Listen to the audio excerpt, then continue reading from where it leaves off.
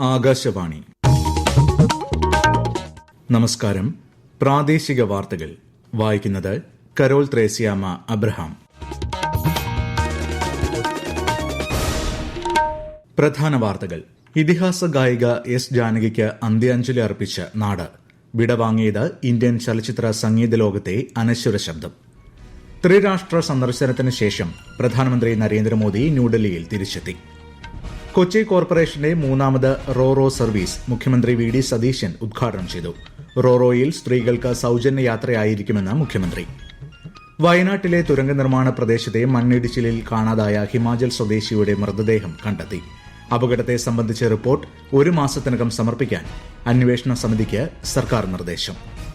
പഴകിയതും സുരക്ഷിതമല്ലാത്തതുമായ ഭക്ഷ്യോത്പന്നങ്ങൾ വിതരണം ചെയ്തതിന് സ്വിഗ്ഗി ഇൻസ്റ്റാമാർട്ടിന് നോട്ടീസ് അയച്ച് food Safety and Standards Authority of India. ലോകകപ്പ് ഫുട്ബോളിൽ അർജന്റീനയും ഇംഗ്ലണ്ടും സെമി ഫൈനലിൽ പ്രവേശിച്ചു.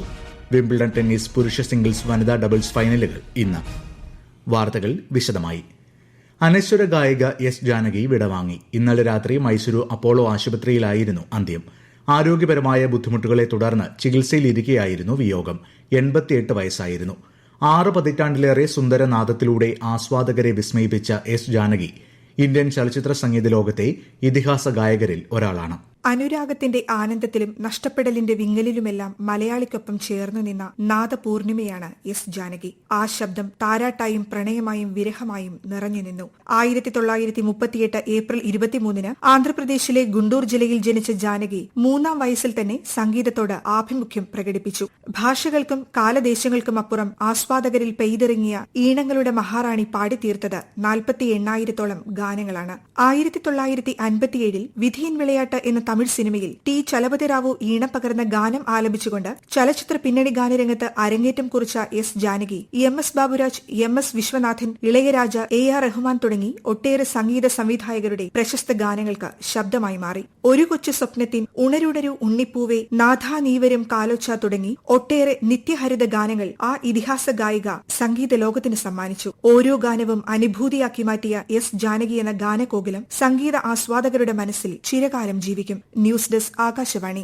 മൈസൂരു മഹാരാജാസ് കോളേജ് ഗ്രൌണ്ടിൽ പൊതുദർശനത്തിനായി എത്തിച്ച എസ് ജാനകിയുടെ ഭൌതിക ശരീരത്തിൽ രാഷ്ട്രീയ, സിനിമ, സംഗീത, സാംസ്കാരിക മേഖലകളിലെ പ്രമുഖരും ആരാധകരും അന്ത്യാഞ്ജലി അർപ്പിച്ചു. ഉച്ചകഴിഞ്ഞ് കനിയനഹുണ്ടി ഫാം ഹൌസിലാണ് സംസ്കാരം.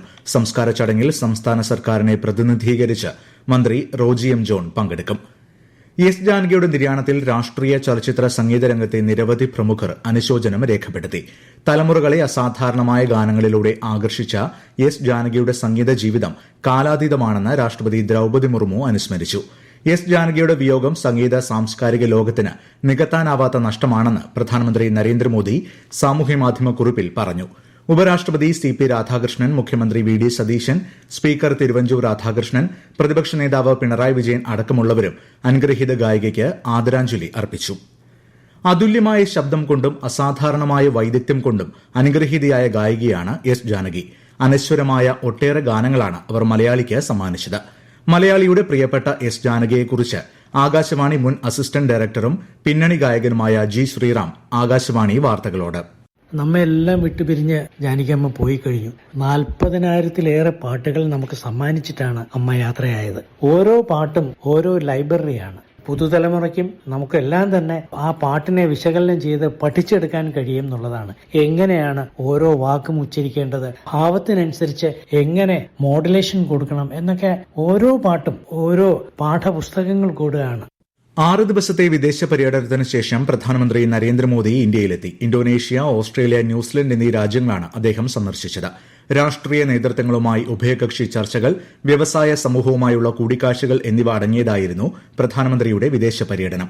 കഴിഞ്ഞ 40 വർഷത്തിനിടെ ആദ്യമായിട്ടാണ് ഒരു ഇന്ത്യൻ പ്രധാനമന്ത്രി ന്യൂസിലൻഡ് സന്ദർശിച്ചത്. കൊച്ചി കോർപ്പറേഷന്റെ മൂന്നാമത് റോറോ സർവീസ് മുഖ്യമന്ത്രി വി ഡി സതീശൻ ഉദ്ഘാടനം ചെയ്തു. കെഎസ്ആർടിസി ബസ്സുകളിലെ പ്രിയദർശിനി പദ്ധതിക്ക് സമാനമായി പുതിയ റോറോ സർവീസിലും സ്ത്രീകൾക്ക് പൂർണ്ണമായും സൌജന്യ യാത്രയായിരിക്കുമെന്ന് മുഖ്യമന്ത്രി പ്രഖ്യാപിച്ചു. സൌജന്യ യാത്രയിലൂടെ സ്ത്രീകൾക്ക് ലാഭിക്കാൻ കഴിയുന്ന തുക സുരക്ഷിതമായി നിക്ഷേപിക്കുന്നതിനായി കെഎസ്എഫ്ഇയിൽ ഒരു പ്രത്യേക പിൻ ചിട്ടി ആരംഭിക്കുമെന്നും മുഖ്യമന്ത്രി അറിയിച്ചു. മേയർ വി കെ മിനിമോൾ, എംഎൽഎമാരായ T J Vinod, Muhammad Shiyas, Tony Chammany തുടങ്ങിയവർ പരിപാടിയിൽ പങ്കെടുത്തു. വയനാട് കള്ളാടിയിലെ തുരങ്ക നിർമ്മാണ പ്രദേശത്തെ മണ്ണിടിച്ചിലിൽ കാണാതായ ഹിമാചൽ സ്വദേശി വിക്രം റാണയുടെ മൃതദേഹം കണ്ടെത്തി. മീനാക്ഷി പാലത്തിൽ നിന്ന് ഏകദേശം 150 മീറ്റർ അകലെയാണ് മൃതദേഹം കണ്ടെത്തിയത്. ഇതോടെ അപകടത്തിൽ മരിച്ചവരുടെ എണ്ണം 8ആയി. കൺസ്ട്രക്ഷൻ മാനേജറായിരുന്നു വിക്രം റാണി. വയനാട്ടിൽ കള്ളാടി തുരങ്ക നിർമ്മാണ പ്രദേശത്തെ മണ്ണിടിച്ചിൽ സംബന്ധിച്ച് സമഗ്ര അന്വേഷണം നടത്താൻ സംസ്ഥാന സർക്കാർ 5-അംഗ വിദഗ്ധ സമിതിയെ നിയോഗിച്ചു. ഭൌമശാസ്ത്രജ്ഞൻ CP രാജേന്ദ്രനാണ് സമിതി അധ്യക്ഷൻ. 1 മാസത്തിനകം സമിതി റിപ്പോർട്ട് സമർപ്പിക്കും. ഈ വാർത്തകൾ ആകാശവാണിയിൽ നിന്ന്. ആകാശവാണി വാർത്തകളും വാർത്താ അധിഷ്ഠിത പരിപാടികളും All India Radio News Thiruvananthapuram YouTube ചാനലിലും @All India Radio News Thiruvananthapuram Facebook പേജിലും AIR ന്യൂസ് _ ഇൻസ്റ്റഗ്രാം അക്കൌണ്ടിലും @AIR ന്യൂസ് _ X ഹാൻഡിലും ലഭ്യമാണ്. Food Safety and Standards Authority of India Swiggy ഇൻസ്റ്റാമാർട്ടിന് 9 നോട്ടീസുകൾ അയച്ചു. 2006 ഭക്ഷ്യസുരക്ഷാ മാനദണ്ഡ നിയമം ലംഘിച്ചതായി ആരോപിച്ച് നിരവധി ഉപഭോക്തൃ പരാതികൾ ലഭിച്ചതിനെ തുടർന്നാണ് ഈ നീക്കം. പഴകിയതും സുരക്ഷിതമല്ലാത്തതുമായ ഭക്ഷ്യ ഉത്പന്നങ്ങൾ സ്വിഗ്ഗി ഇൻസ്റ്റാമാർട്ട് വഴി വിതരണം ചെയ്തതായാണ് പരാതി. കൃത്യമായ വിശദീകരണം നൽകണമെന്നും അല്ലാത്തപക്ഷം ഉചിതമായ നിയമ നടപടി സ്വീകരിക്കുമെന്നും FSSAI സാമൂഹ്യ മാധ്യമ കുറിപ്പിൽ പറഞ്ഞു. ഫിഫ ഫുട്ബോൾ ലോകകപ്പിൽ അർജന്റീന സെമിയിൽ സ്വിസ് പടയെ 3-1 കീഴടക്കിയാണ് നിലവിലെ ചാമ്പ്യന്മാർ അവസാന 4-ൽ ഇടം പിടിച്ചത്. സെമി ഫൈനൽ മത്സരങ്ങൾക്ക് ബുധനാഴ്ച തുടക്കമാകും. ആകാശവാണിക്ക് വേണ്ടി സുരേഷ് ബാബു തയ്യാറാക്കിയ റിപ്പോർട്ട്. നിശ്ചിത സമയത്തും എക്സ്ട്രാ ടൈമിന്റെ ആദ്യ പകുതിയിലും ഇരു ടീമുകളും 1-1 എന്ന സമനില പാലിച്ചതോടെ മത്സരം പെനാൽറ്റി ഷൂട്ടൌട്ടിലേക്ക് നീങ്ങുമെന്ന് കരുതിയ ഘട്ടത്തിലാണ് ജൂലിയൻ അൽവാരസിന്റെ കിഡിലൻ ലോങ് റേഞ്ചർ സിസ് വലയിലേക്ക് പറന്നിറങ്ങിയത്. ഗോൾ മടക്കാൻ സിസ് പടനീക്കം ശക്തമാക്കിയതിന് പിന്നാലെ ഒരു പ്രത്യാക്രമണത്തിലൂടെ ലൌട്ടറോ മാർട്ടിനസ് മറ്റൊരു ഗോൾ കൂടി നേടി ടീമിന്റെ സെമി പ്രവേശനം ഉറപ്പാക്കി. കളി തുടങ്ങി 10-ാം മിനിറ്റിൽ തന്നെ ക്യാപ്റ്റൻ ലയണൽ മെസ്സി എടുത്ത മനോഹരമായ കോർണർ കിക്ക് കൃത്യമായ ഒരു ഹെഡറിലൂടെ അലക്സിസ് മാക് അലിസ്റ്റർ സിസ് വലയിലെത്തിച്ചപ്പോൾ മത്സരം അർജന്റീന തൂക്കുമെന്ന പ്രതീതി ഉണ്ടായി. എന്നാൽ വിട്ടുകൊടുക്കാൻ തയ്യാറാകാതെ ഇഞ്ചോടിഞ്ച് തിരിച്ചടിച്ച സ്വിറ്റ്സർലൻഡ് ഡോൺ എൻഡോയിലൂടെ 67-ാം മിനിറ്റിൽ സമനില ഗോൾ നേടി. 72-ാം മിനിറ്റിൽ ഫൗൾ ചെയ്യപ്പെട്ട പോലെ അഭിനയിച്ച ബ്രീൽ എംബോളയ്ക്ക് വാർ പരിശോധനയ്ക്കൊടുവിൽ ചുവപ്പ് കാർഡ് കണ്ട് പുറത്തു പോകേണ്ടി വന്നതോടെ സ്വിസ് ടീം പാടെ പ്രതിരോധത്തിലേക്ക് ഉൾവലിഞ്ഞു. വിംബിൾഡൺ ടെന്നീസ് പുരുഷ സിംഗിൾസ് വനിതാ ഡബിൾസ് ഫൈനൽ മത്സരങ്ങൾ ഇന്ന് നടക്കും. പുരുഷ സിംഗിൾസ് ഫൈനലിൽ ലോക 1-ാം നമ്പർ താരം യാനിക് സിന്നർ ജർമ്മനിയുടെ അലക്സാണ്ടർ സ്വരേവിനെ നേരിടും. ഇന്ത്യൻ സമയം രാത്രി 8:30 മത്സരം. വനിതാ ഡബിൾസ് ഫൈനൽ വൈകുന്നേരം 5:30 ആരംഭിക്കും. വനിതാ സിംഗിൾസ് കിരീടം ചെക്ക് റിപ്പബ്ലിക്കിന്റെ ലിൻഡ നോസ്കോവ സ്വന്തമാക്കി. Malappuram Kalpakanchery Kallingalparamba MSM higher secondary സ്കൂളിൽ വിദ്യാർത്ഥിനിയുടെ കൈ തല്ലിയൊടിച്ച സംഭവത്തിൽ അധ്യാപകനെ സസ്പെൻഡ് ചെയ്തു. വടകര സ്വദേശി ബൽരാജിനെതിരെയാണ് നടപടി. കുട്ടിയുടെ രക്ഷിതാക്കൾ നൽകിയ പരാതിയിലാണ് സ്കൂളിന്റെ നടപടി. ബൽരാജിനെ പോലീസ് കഴിഞ്ഞ ദിവസം അറസ്റ്റ് ചെയ്തിരുന്നു. വെള്ളിയാഴ്ചയാണ് അധ്യാപകന്റെ വടികൊണ്ടുള്ള അടിയേറ്റ് കുട്ടിയുടെ കൈയെല്ല് പൊട്ടിയത്. കടലുണ്ടിപ്പുഴയിലെ നാമ്പ്രാണി തടയണ മന്ത്രി PK കുഞ്ഞാലിക്കുട്ടി നാടിന് സമർപ്പിച്ചു. കേന്ദ്ര നഗരസഞ്ചയം പദ്ധതിയിലൂടെ നിർമ്മിച്ച തടയണയിൽ 13 കിലോമീറ്റർ ദൂരത്തിലായി 2100 മില്യൺ വെള്ളം സംഭരിക്കാൻ കഴിയും. ഇതിലൂടെ ജലലഭ്യത വർദ്ധിപ്പിക്കാനാകുമെന്നാണ് പ്രതീക്ഷ. ശബരിമല നിലയ്ക്കലിലെ പെട്രോൾ പമ്പിൽ പുലിയെത്തിയ ദൃശ്യങ്ങൾ CCTVയിൽ പതിഞ്ഞു. വന്യമൃഗങ്ങളുടെ സാന്നിധ്യം കണക്കിലെടുത്ത ദിവസവുമുള്ള CCTV പരിശോധനയിലാണ് ദേവസ്വം ജീവനക്കാർ പുലിയുടെ ദൃശ്യം കണ്ടത്. രാവിലെ മുതൽ വൈകുന്നേരം വരെ പ്രവർത്തിക്കുന്ന പമ്പിന്റെ സമീപത്താണ് അട്ടത്തോട് ട്രൈബൽ സ്കൂൾ സ്ഥിതി ചെയ്യുന്നത്.